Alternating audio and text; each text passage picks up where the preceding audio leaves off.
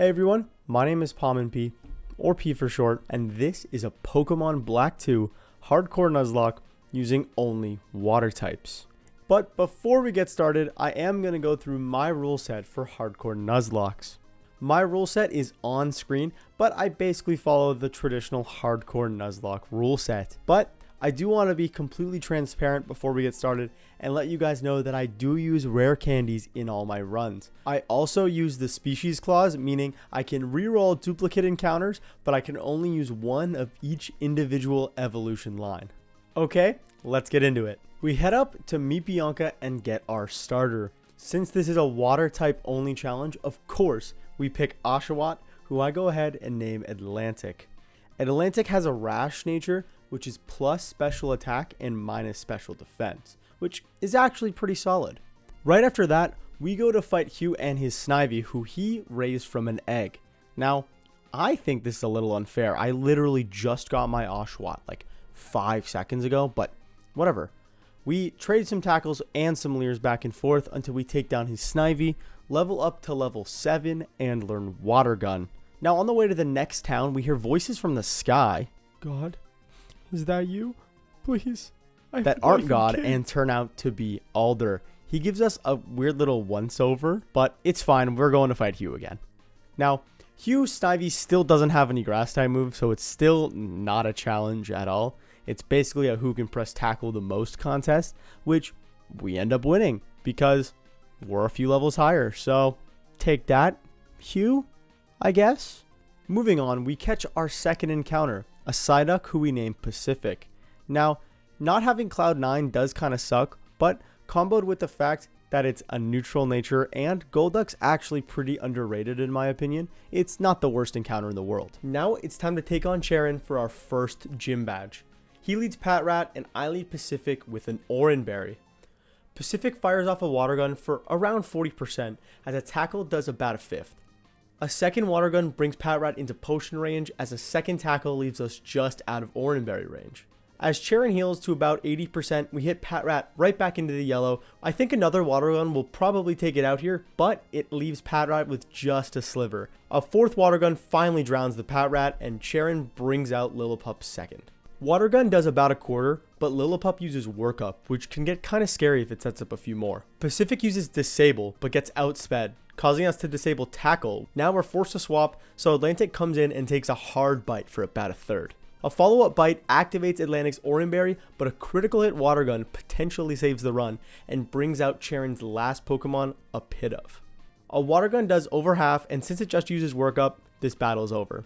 Another Water Gun finishes the job, and we get our first gym badge and the TM for Work Up. After the gym, Bianca gives us the TM for Return, which will be huge for us. We make our way to Verbank City, and along the way, Atlantic evolves into Duat. The second gym leader is Roxy and her poison types. Roxy leads Coughing, and I lead Pacific.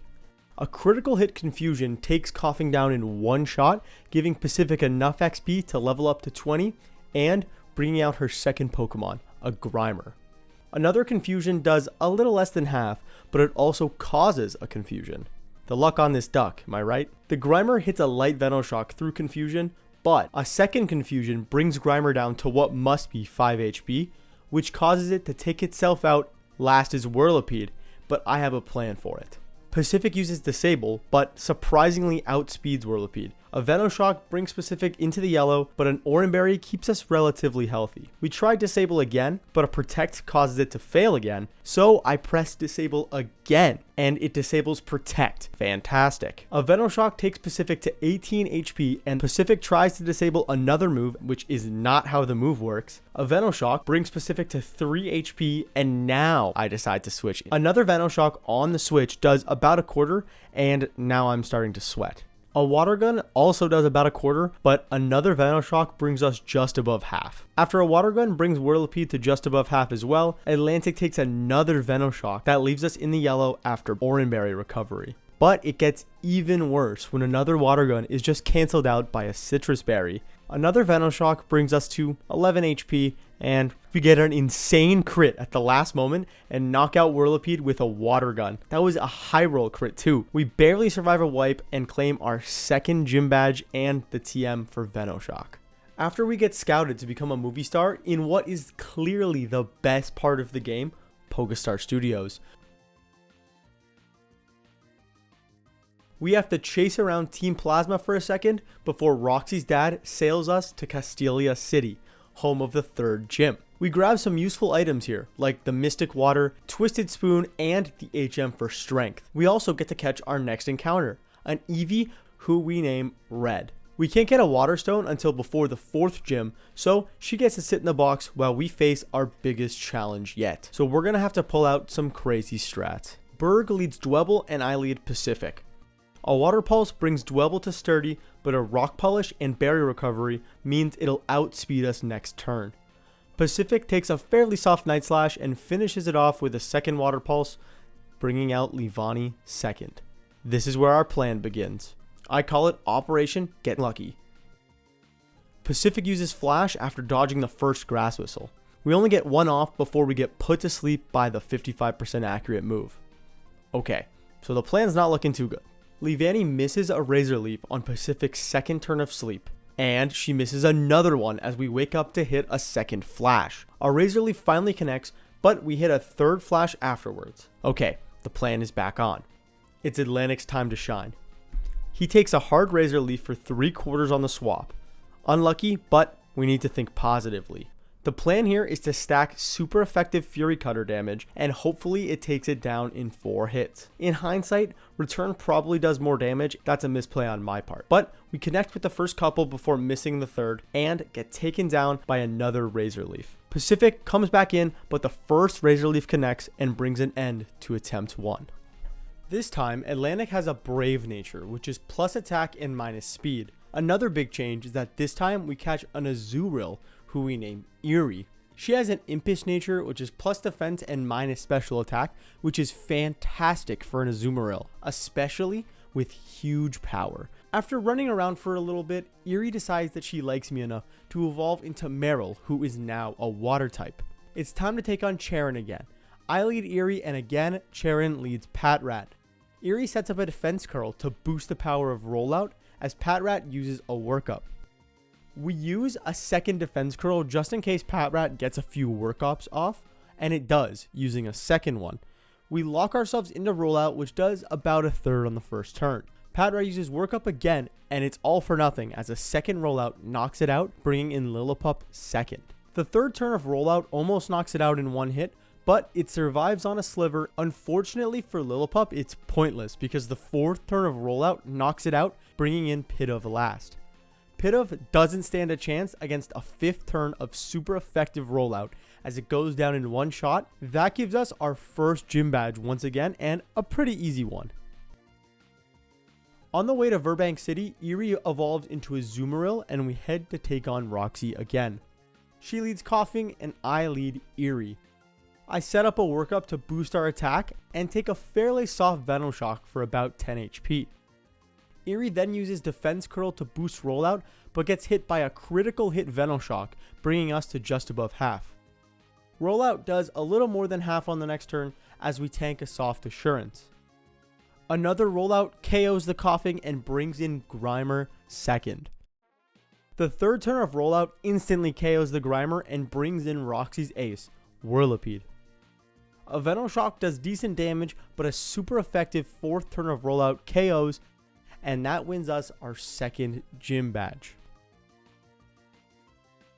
We head to Castelia City and catch an Eevee again. This time, he's a male, but we still name him Red.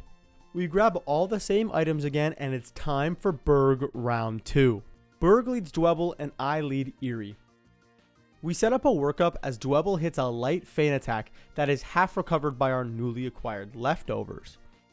Eerie uses Defense Curl to boost Rollout, and Dwebble uses Rock Polish. We use Rollout but miss the first turn as Dwebble uses a Struggle Bug to lower our special attack. I guess the AI saw that it was boosted from the workups and it wants to lower it back down. We set up a few more Defense Curls and workups while Dwebble barely touches us and we stay healthy with leftovers. We finally use Rollout again and bring Dwebble to Sturdy as it goes down the next turn. Leavanny is second, and now it's time for our revenge. a Razor Leaf does about a quarter, and a supercharged rollout one-hit KOs it. That was for Pacific. Shelmet comes out next and gets absolutely destroyed by a rollout, and Carablast comes in last. We miss a rollout, so it takes a couple of turns to knock it out, but we were never in any danger. Once we connect with rollout, we take home our 3rd gym badge and our farthest attempt yet. On our way to the 4th gym, we do fight Colress, which is a little scary since all of their Pokemon know electric moves, but for now it's pretty easy since we're kind of over leveled, so I'll skip it. But Colress has some moves and we really need to appreciate these more. We grab the Dig TM and head to the second best part of the game, Join Avenue. After we get to Nimbasa City, we head straight to Lostlern Forest to catch a Panpour, who we name Michigan. This took me like 20 minutes to find and I'm still mad about it.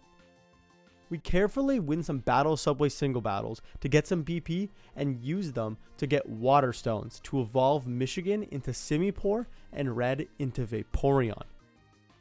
We need all the help we're going to get for Elisa. The reigning Miss Unova leads Emolga and I lead Erie. Light Screen can be bought at the Pokemon Center here, so we set one up with Erie while taking a light pursuit. Erie uses Rollout, but Emolga Volt switches into Joltik, who takes about half damage. It then Volt switches into Flaffy, who takes about a third on the first hit, but gets finished off with the second, bringing Joltik back in. It immediately Volt switches back out again, bringing Erie fairly low, but a Citrus Berry from Route 4 gives her a little breathing room. Emolga comes in and gets knocked out by a hard rollout. Light Screen wears off, and luckily Joltik uses Thunder Wave when it switches in. Erie is still locked into rollout, which takes down Joltik, leaving only Zebstrika in the back. But now we're kind of stuck. Nothing can take a hit without Light Screen, so I decide to risk Erie to set one up. If Erie doesn't get this Light Screen off, I think we're going to wipe. And Erie survives on 5 HP and gets off the Light Screen. We swap to Red, who takes a Flame Charge for almost nothing. A Volt Switch does very little as well, as we hit a Dig, which does about 2/3. One more Volt Switch brings Red to almost half, but one more Dig finishes Zebstrika off and wins us our 4th gym badge. It's a straight shot to our next gym, but first we catch a Ducklet on Driftvale Drawbridge, who we name Pacific in honor of our fallen duck Pokemon. But now we just head straight into the clay fight. He leads his Krokorok with Intimidate, and I lead Michigan. A single Scald takes it out and brings in Onix with Sturdy. I'm a little worried about taking 2 turns of damage from this thing, but we get a burn on the Scald, which takes out Onix after residual damage. Nice. Sandslash comes in third, but to no one's surprise, it too falls to one shot of Scald. Last is Excadrill. To my surprise, Scald knocks it out, and we claim our 5th gym badge on the back of the move Scald.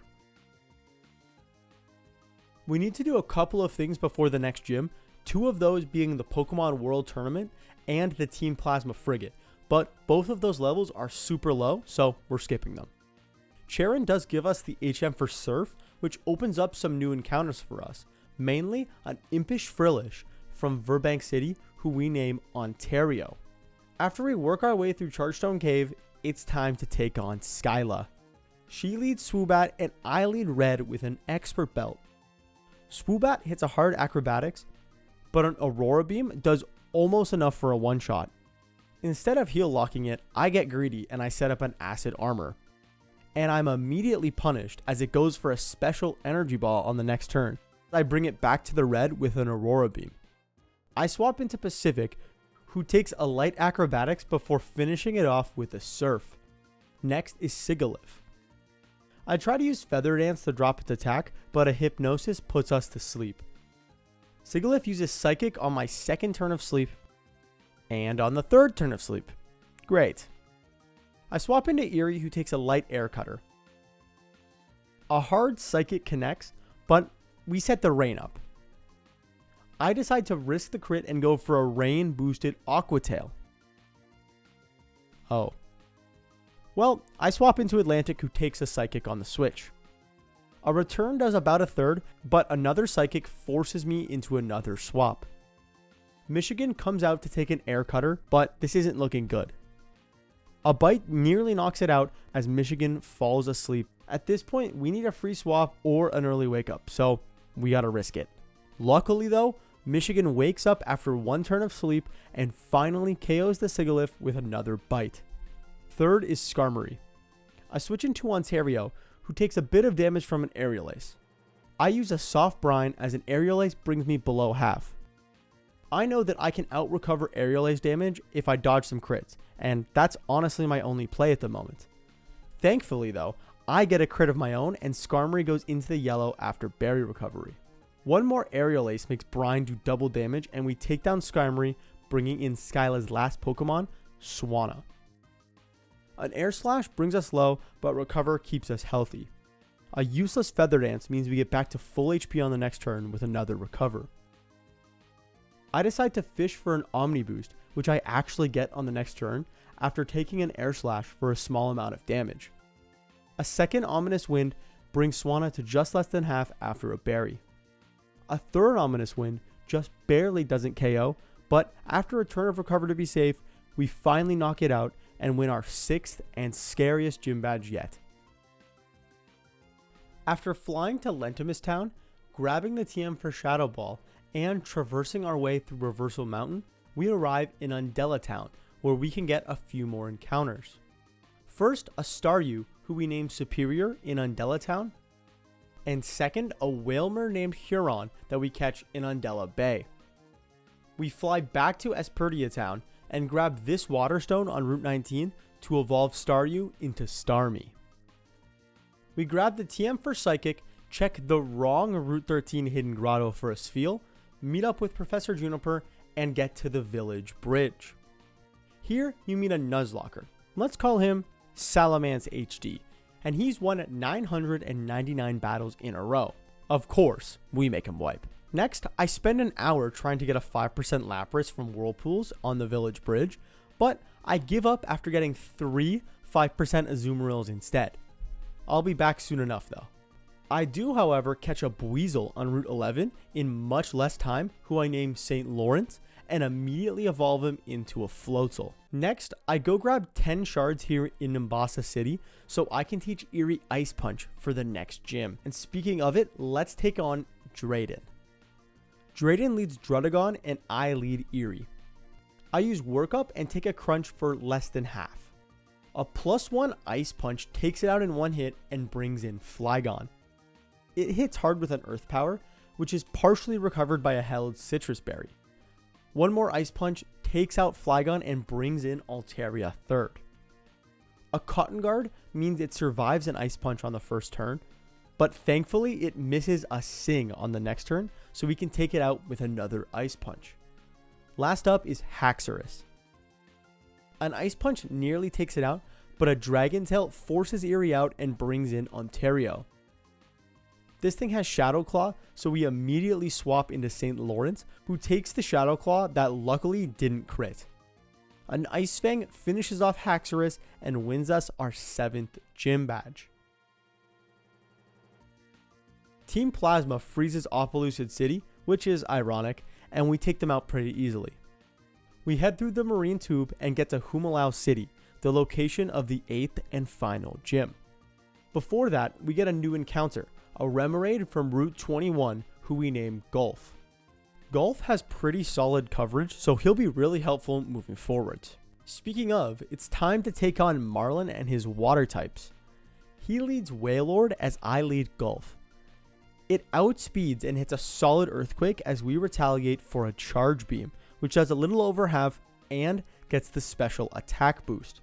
We take another Earthquake and finish it off with... Oh, Charge Beam can miss? Well, now we're in a bit of trouble, so I switch to Pacific, who's immune to Earthquake. We lower its attack with Feather Dance as it sets up the rain. We go for Fly to dodge an Ice Beam on the next turn. A Flying Gem boost gives us just enough to KO, and that brings in Caracosta. Okay, so I'm going to talk about gems really quick. I didn't mention this earlier, but I hate gems. I think they're a little broken, and technically they're infinite because you can just farm them. And I think they make the Elite Four in this game kind of easy, but they are technically still part of the game. So my solution is that when I get a gem, I attempt to use it in the first major battle immediately after, so I can't like hoard them. I also don't farm for them either, so I only get gems that I happen to stumble upon through dust clouds as I'm walking through the caves. Okay, so Caracosta. This thing is part rock, so a surf does about 3/4, but a rock slide nearly KOs Pacific. Another surf knocks it out and brings in Mantine. I switch back to Golf on an air slash, and that leaves Golf with 5 HP. I foolishly believe that I can outspeed this thing, so I press Charge Beam, only to get KO'd by Scald. Sorry Golf, I didn't know you had base 45 speed. Atlantic comes in and hits a return for half while taking a bit of damage from Air Slash. We take another Air Slash and take it out. Oh, we flinched. We take another Air Slash for a lot of damage, and we finally take it out with a return. Last is Jellicent. We switch into Michigan, who takes a hard energy ball. Since Michigan is holding a Dark Gem, a bite should easily KO the... Oh, well, sorry Michigan. But we got a flinch. I really can't risk anything else to an energy ball. Oh my god, back-to-back flinches? Now, I could have switched here, but at the time, I didn't remember if Marlin had healed earlier in the fight or not, so I decided to let Michigan go down. Ontario comes out next and does over half its remaining HP with a Shadow Ball, but a Cursed Body activates and disables it. A Shadow Ball does about half to Ontario, and then we trade recovers. I use Brian for basically no damage, and we take another hard Shadow Ball. We trade recovers again, but we finally get undisabled. We use a Shadow Ball for more than half and take our third Shadow Ball for less than half. From there, another Shadow Ball takes it out, and we claim our 8th and most deadly gym badge. We skip forward to the fight against Colress. This is the last difficult battle for us before the Elite Four. They lead Magneton and I lead Superior.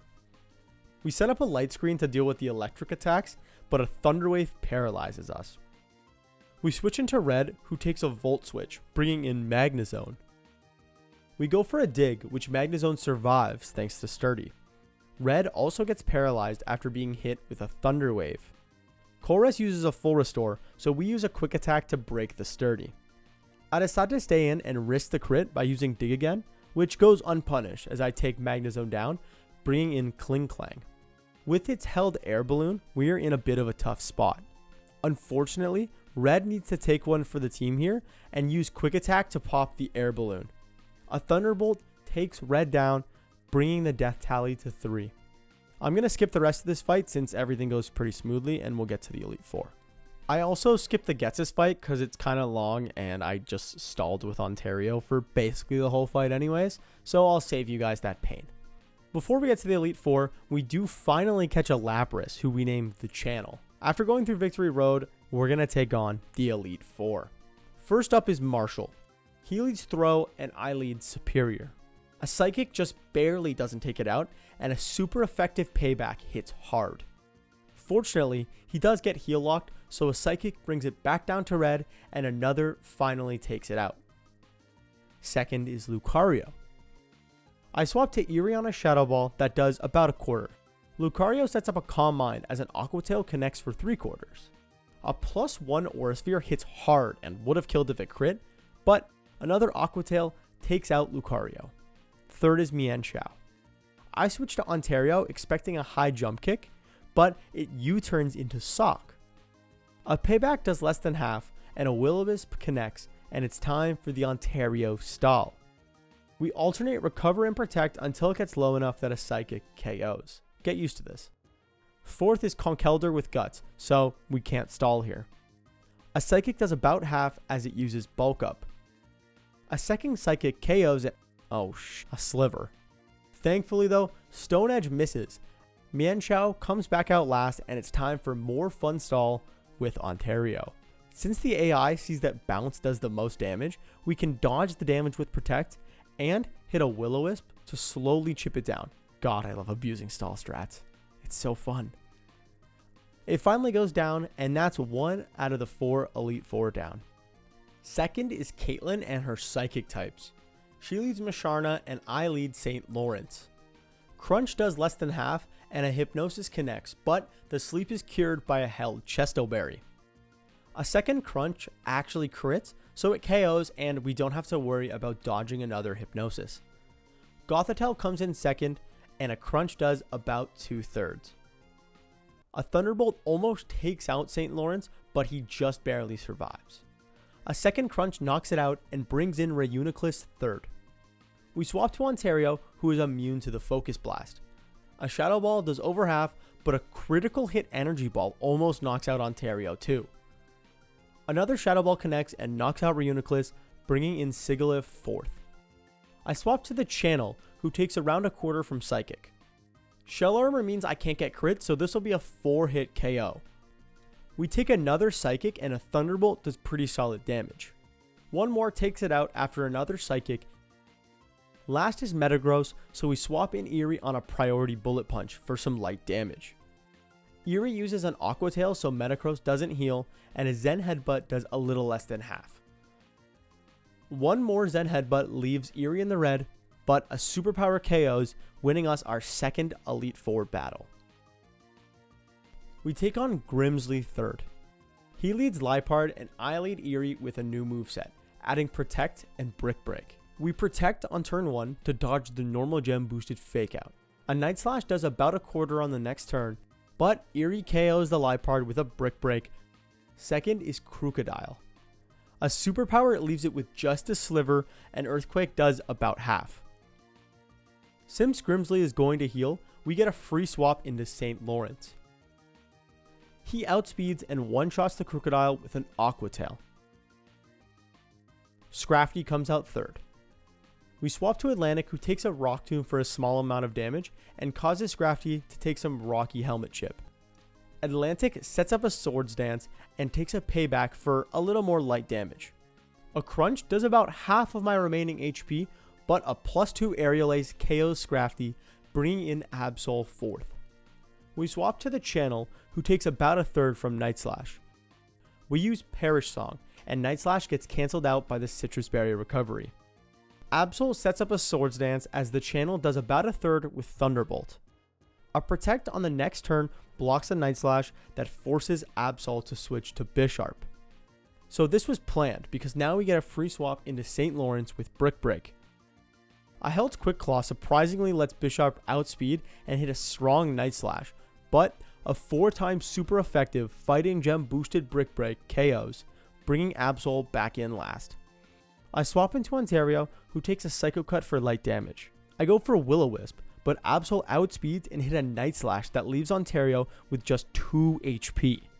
After protecting on the next turn for some free burn damage, we swap to the Channel, who takes a Night Slash easily. From there, a Thunderbolt KOs, giving us our third Elite Four victory. Our last battle of the Elite Four is Chantal. She leads Kofagrigus, and I lead Ontario. A Shadow Ball does about 2/3, and a Will-O-Wisp misses, which makes my life way easier. Another Shadow Ball KOs, and that brings in Drifblim second. We trade Shadow Balls for more than half, and I swap into Superior. A Shadow Ball on the switch does a lot of damage, but Citrus Berry recovery helps out a little bit. A Thunderbolt KOs Drifblim and brings in Banette third. We swap to the Channel and take a Shadow Claw for about a third. We're going to pull off the same kind of strategy that we used on Grimsley. We use Perish Song and dodge a Will-O-Wisp, sealing Banette's fate. We protect on the next turn and then set up the Rain on our last turn before the swap. We need this Rain so St. Lawrence with Swift Swim can outspeed Choicearf Chandelure in the back. St. Lawrence outspeeds and a Waterfall cleanly one-shot Chantal's ace. Golurk comes in fourth, but since it's part ground type, a Waterfall also knocks it out in one shot. Banette comes back in last, and the writing's on the wall. It surprisingly survives a Crunch, but St. Lawrence survives a Shadow Claw back. Banette gets heal locked, so 2 more Crunches takes it out. And with that, we've defeated the Elite Four, and that leaves only one more battle, the Champion. We make our way up the stairs to Iris's castle and prepare ourselves to become the Champion. Iris leads Hydreigon, and I lead Superior. I set up a light screen, but a critical hit Dragon Pulse takes Superior down in one shot. Rest well, friend. We take that free swap into Eerie and start setting up workups. We set up 3, as 3 Dragon Pulses bring us to a quarter, but a Citrus Berry brings us back up to half. 1 more Dragon Pulse brings us back down to a quarter, but a +3 Brick Break KOs the Mighty Dragon and brings in Lapras second. Luckily, we dodge a Thunder on the next turn, and since this thing is part Ice type, it also goes down to a Brick Break. Third is Druddigon. Eerie still has Ice Punch, so at +3, Druddigon also gets one shot. Fourth out is Aggron. Since this guy has a 4 times weakness to fighting, a Brick Break also one-shot KOs. Fifth up is Haxorus. Unfortunately, an Outrage KOs our MVP, and our final fight death count rises to 2. St. Lawrence comes in, but only for some Ice Fang chip damage, as he goes down to 1 more turn of Outrage. I bring in the channel, and we connect with a Perish Song as Haxorus just hits itself in confusion. We protect to dodge an Outrage on the next turn. An Outrage connects for some big damage, but a Thunderbolt takes out the Haxorus. Iris's final Pokemon is Archeops. The channel takes one for the team and goes down to a Stone Edge. That's 3 down in the champion fight. The channel was a late member to the team, but a crucial one for this Elite Four run. We bring in Ontario to do what Ontario does best, stall. We burn Archeops and alternate Protect and Recover until it gets low enough that a Shadow Ball KOs. And with that, we are officially the champions of the Unova region and have completed this run. This was a really fun challenge, and I hope everyone enjoyed. I clearly made a ton of mistakes along the way, but I'm pretty happy with how I played. This was also the first run that I ever recorded for YouTube, so there was a little bit of nerves in there, so I'm going to blame that for all my mistakes. If you liked it, feel free to like and subscribe. I'll be posting as much content as I can. The next video will be a new kind of monologue, so stay tuned for that one. And with that being said, I've been PomminPs, and I'll see you next time.